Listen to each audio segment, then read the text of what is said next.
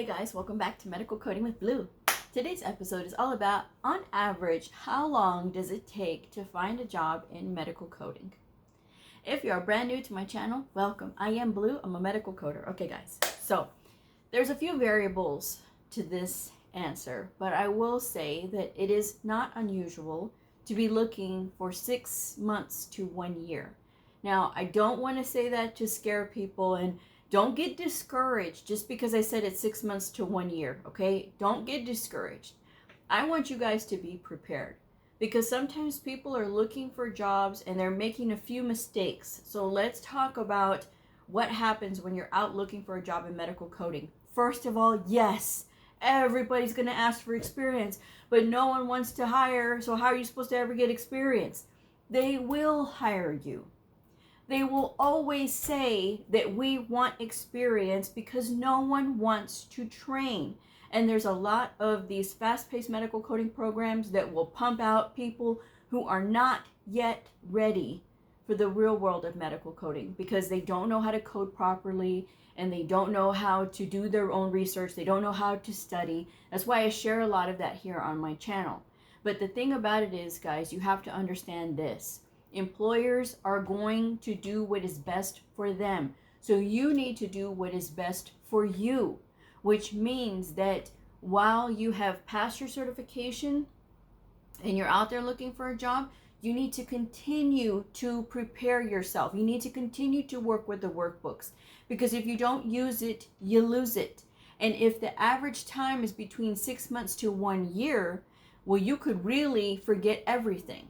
I've had somebody who wrote to me before and who said, well, Blue, I haven't been coding in almost 2 years and I just got a call for an interview. What's a crash course I can take in order so that I could pass the assessment test? And I said, no, you should absolutely tell the people that you cannot take this test because you don't remember anything. Okay, this is about being ethical. And if you want to be in this industry, you will prepare yourself. Okay, now if you say, well, Blue, everybody wants experience. Yes, again, they are going to want experience. But what can we do in order to prepare ourselves so that when we're out there, we can start removing the barriers for us even applying? Are you applying with intention? So what that means is you're not putting up these immediate barriers. It's got to be 100% remote. I want to stay at home and take care of my kids. If that's what you're saying in the interview too, that's why you're not getting hired, because the employer doesn't need to know that you want to stay at home with your kids. That may be why you want to be at home with your kids, but they don't need to know that because that's the person that they're not going to hire. Why? Because this person's going to be too distracted to do the work. So let's get rid of that barrier that you only want to look for positions that are 100% remote. Before the pandemic, people would only hire people who had experience because it's a lot to be in front of the computer when you're fresh out of the gate. You have no experience in coding. You have no experience in the electronic health record. You're compounding these problems. They are not going to have time to sit with you one-on-one to train again. And so that's why they're not going to want to hire somebody brand new off the street with no experience. Now, if you did get hired and, they sent you the computer and everything, you're still going to have questions and you may feel lost in the sauce. So again, that's something that I tell you so that you all can be prepared. And this is what you don't want to do, is apply 100% for remote. It doesn't matter your reasoning. Please don't write me and tell me what your reasoning is, because it doesn't really matter. At the end of the day, you still need to have that in-person experience if you can, okay? I know for my East Coast, West Coast people, space comes at a premium on the East Coast and West Coast. So a lot of these positions are in fact remote. But again, if you can absolutely help it and you can get in and you can get that one-on-one training with somebody in office, that would be a good thing. But we have to start taking away those barriers of, well, I only want this and I only want part-time and I only want this amount of money. Okay, again, if you haven't earned those things, it's going to take time. Your first job is not going to be a lot of times your forever job. My first job was not my forever job. And that's something that you have to understand. So again, that's what you need to do when you're out there and you're applying, is you need to take off those barriers. I need to stop only looking for remote positions. I need to stop bypassing the jobs that are saying that they want 3 to 5 years experience. You are supposed to apply even if they are asking for experience. You are supposed to apply even if they are asking for experience.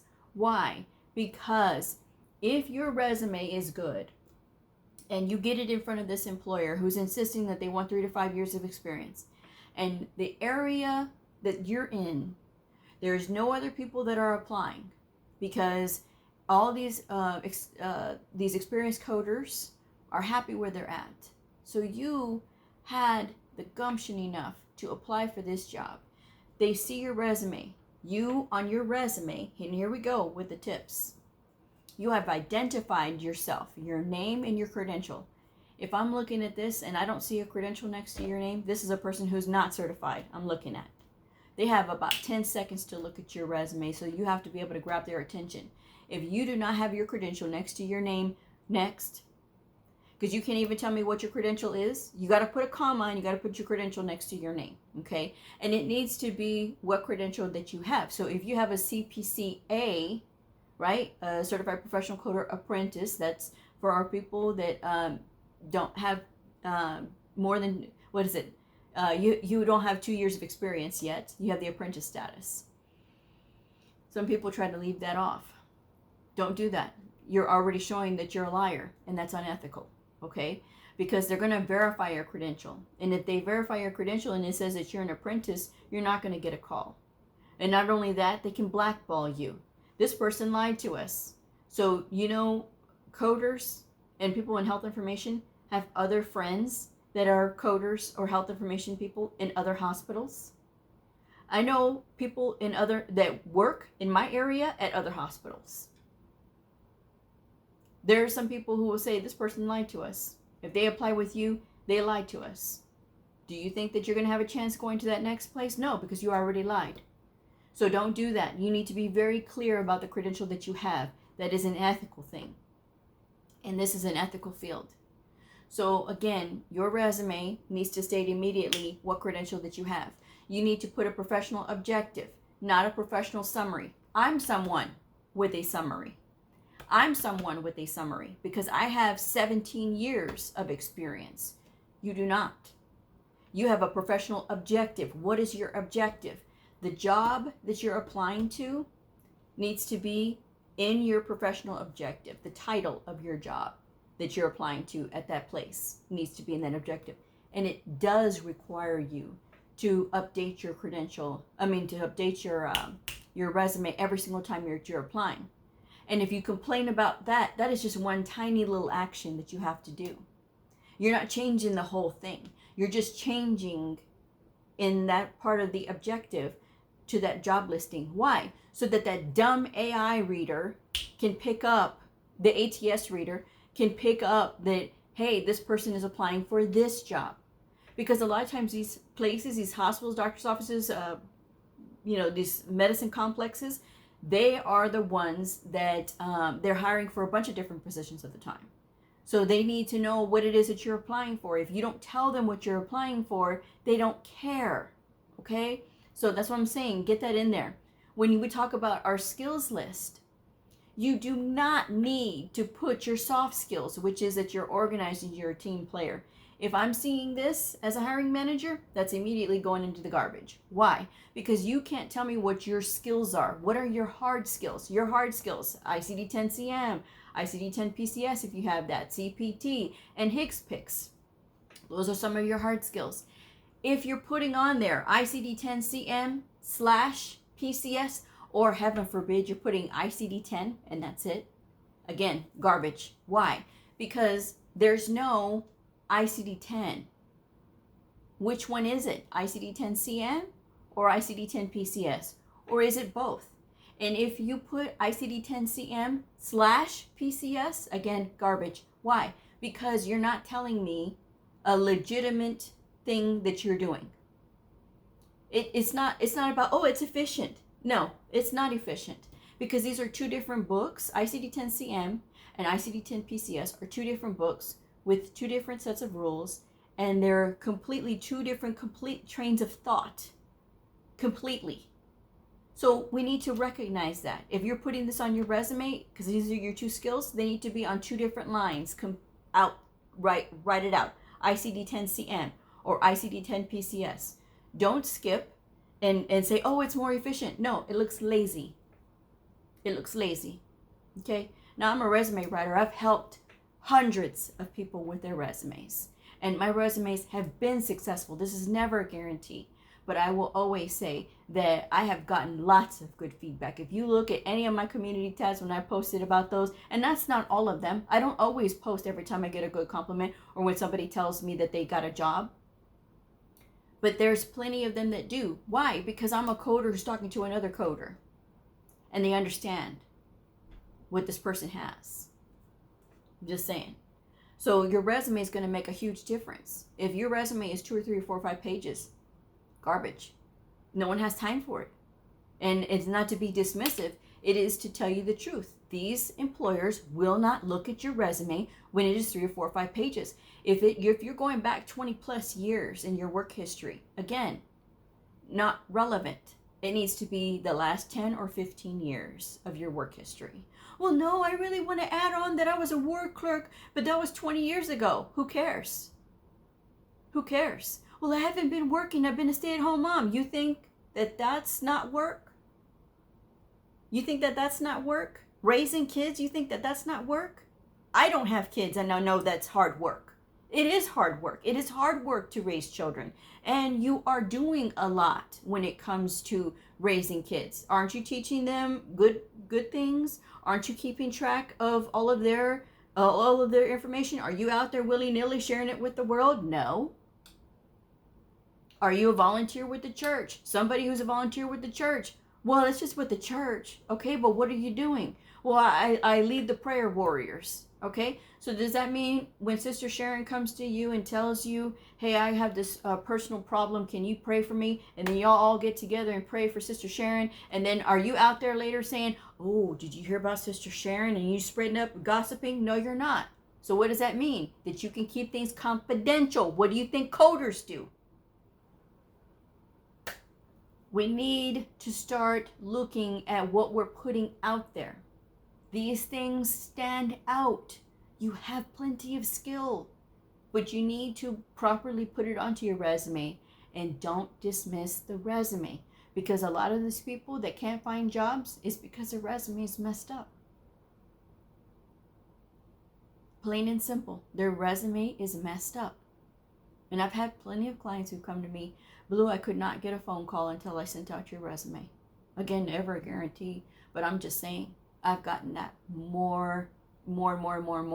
Because again, when somebody knows how to put together a good resume, there's nothing that can stop them. And I have videos out about my resume tips. Okay, so you have whole videos that you can watch about those. But this is something that I'm bringing to you guys here.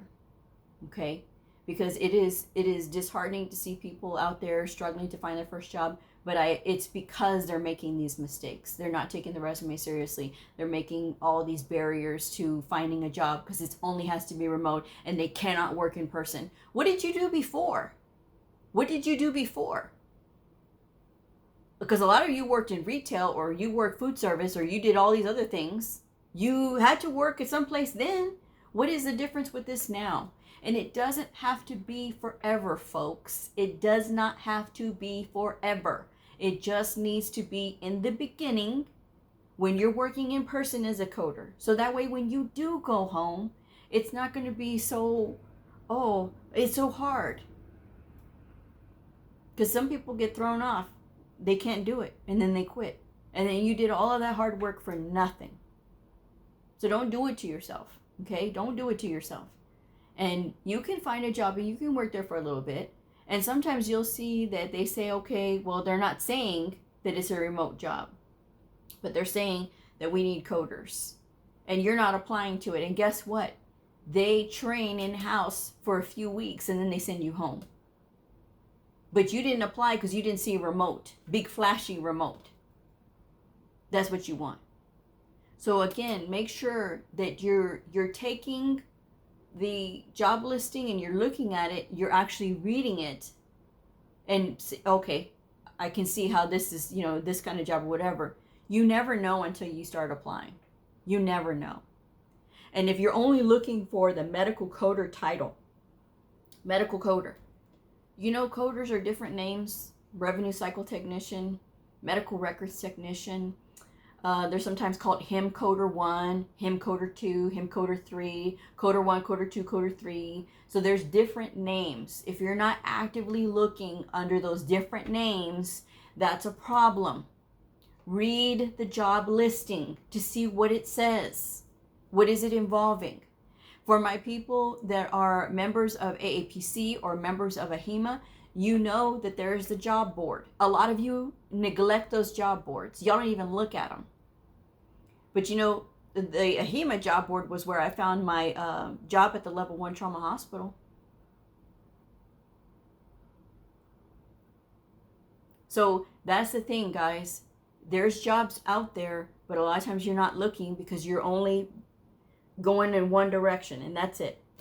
Only for medical coder, only for remote. Oh, I'm only looking for risk adjustment. I'm too scared to do evaluation and management. I don't know how to do procedures. I can't do all of that. So again, another barrier you put up for yourself. But guess what happens when you've been in risk adjustment for 6 months? You start to get bored. You probably start to get bored after 4 months, because I've heard it as early as 4 months. Because it's just diagnosis coding. And then you get out there and you start looking again, and guess what? Employers are saying if your only experience has been in risk adjustment, we don't count that as experience.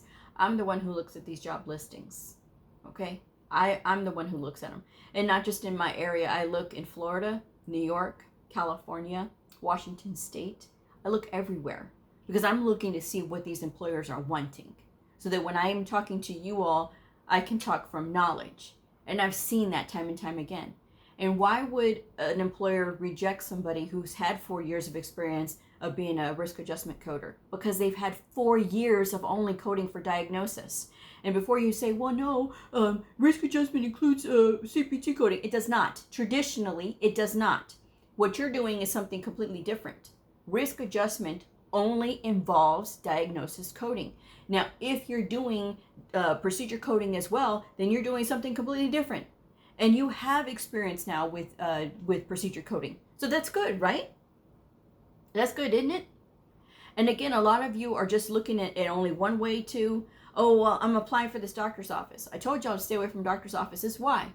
Because the doctor's offices are very, the freestanding ones, right? With maybe a few partners.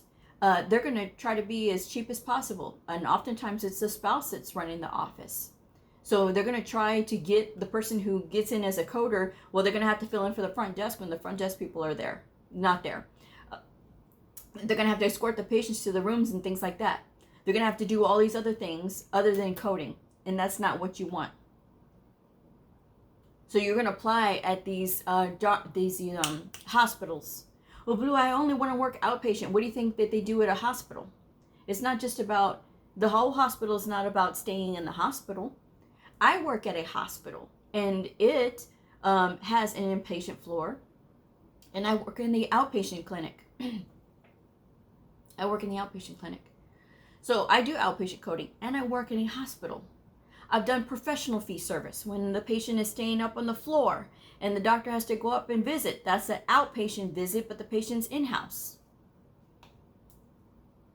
So those are things that you have to understand, okay? And then it's not just those positions. There's working on what we call the dark side, right? Coders, it's an inside joke with coders. There's working on the dark side, which means that you're working for the insurance company. You could also be a claims processor. So a claims processor, or sometimes they're called claims reviewer with Blue Cross Blue Shield or with Aetna. These are the people that are accepting the claims from the doctor's office, and they're reviewing the claims, and then they're either putting them in for payment, or they're saying, okay, no, it's run through this encoder, and they're showing edits. Edits mean there's something wrong with it, so we're going to deny this claim. But you don't have to have a certification for that. but you can get paid very well. You can get good benefits. So that's the thing that you need to know and understand, is that sometimes the way your journey ends up is not really what you think that it was from the beginning, which is you think that you're going to work at home remotely right away, and that you're going to make all of this high dollars without putting in hardly any effort. You have to put in effort. Don't be insulted by what I just said. You have to put in effort. And there's people out there that think this way because of the simple fact that the school has put this in their head. Unfortunately. But you can turn your journey around and start applying at these places. And I've had people who tell me that my free tips that I give on my channel have also helped them to revamp their resume, and they were able to find a job.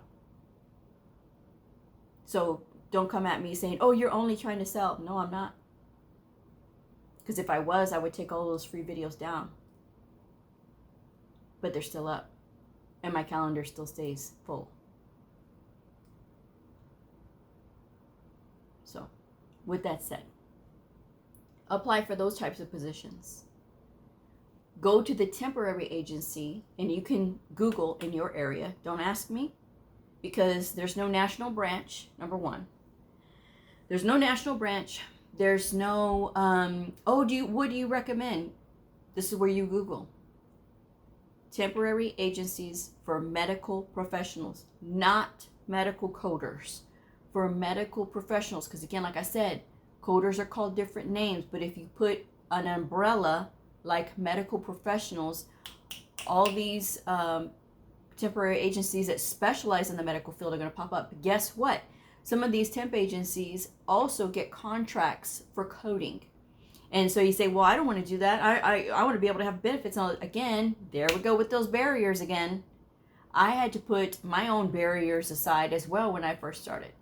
And I had to go and ask the school for help, because my mom was like, go ask the school for help. I was looking for 2 months. Went to the school, and he said, I have a friend who has a temp agency. I was like, oh, no, I don't want to do that, because, again, I know everything, right? So, like I'm telling you all, don't act like you know everything.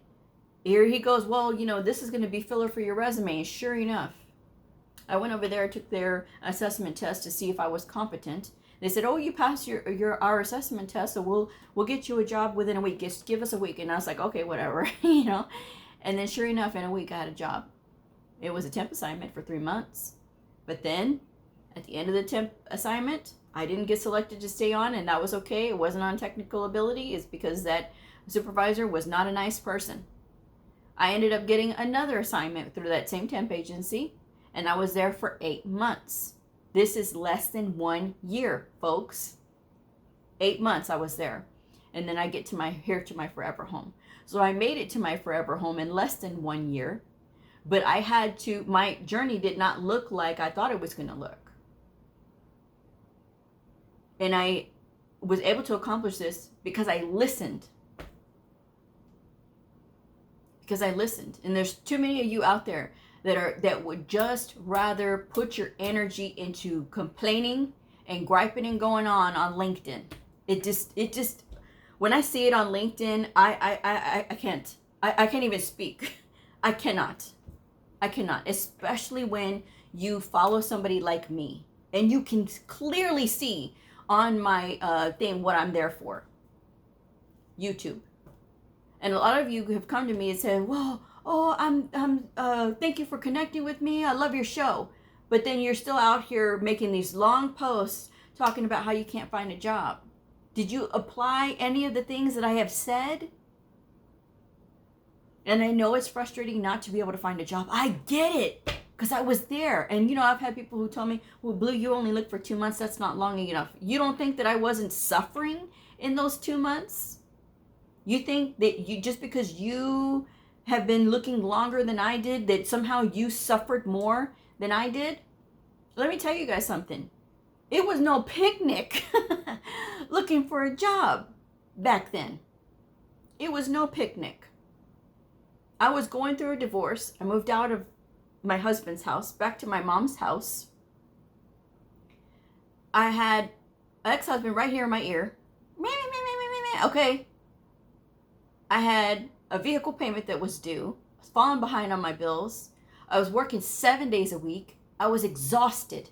I was working as a bartender. I was working in a halfway house. And when I wasn't doing that, I was serving beers at the, at the stadium when they had the games. On my feet, on the cement.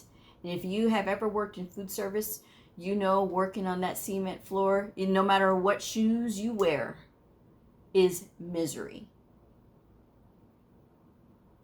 So don't think that I didn't suffer, because I did. Mine just didn't last as long as yours because, again, I listened. I listened when my mom said, go back to the school, see if they have any options to help you. They have to know somebody. She was right. And when I went there, I had nothing to lose. Nothing at all. But I was able to find my job. And you can too. But we have to stop with the defeated attitude. And that was one thing that I never did. Was I tired? Yes. But did I ever have a self-defeated, self-pity attitude? No. It was just like, why didn't they say this was difficult? Why didn't they say it was going to take this long to find a job? Because I thought, sure, is that when I got my certification, I was going to get a job just like that. It was not true. It was not true. And I understand a lot of you get frustrated. I understand that. Believe me, I do. And my heart is with you. But if you're not listening and you're not doing like I say, as far as revamping your resume, and I'm not talking about paying to have it revamped. I'm saying that you can do it. You can absolutely do it on your own. There's plenty of templates out there. Plenty. As far as like setting a good format for your resume. You only go back 10 or 15 years and that's it. You don't need to date yourself. Okay? And if you say, well, I have all this other experience, doesn't matter. You don't remember that stuff from 20 years ago. Heck, I can barely remember what I did last week. You're not going to remember any of that. And plus that stuff back then it's not relevant today anymore. You know how many changes have happened since then? Too many to count. But you need to be out there actively seeking your job. Not out here making posts about how difficult it is or how upset you are about these employers, because employers are always going to do what is best for their company. And if you don't like it, then you get into leadership and you change your organization. But I guarantee you, you're going to see the reasoning behind it. And all of a sudden, it's going to make sense once you have that degree in your hand. I'm just saying. So with that said, I'm going to go ahead and wrap this one up. But fear not, guys. You can get in there. And if you have to do a coding adjacent job, like a claims processor reviewer, that doesn't even require certification, then by all means do it. If you start off in risk adjustment, you stay there temporarily, less than 4 months, ideally, you keep applying and you will find a job. Okay? Don't ever get rusty on your skills. You practice with those books. I'm just saying. So with that said, I'm going to wrap this one up. Thank you guys so much for joining me. If this video helped you, please like, subscribe, and share. And I'll see you all next time. Bye.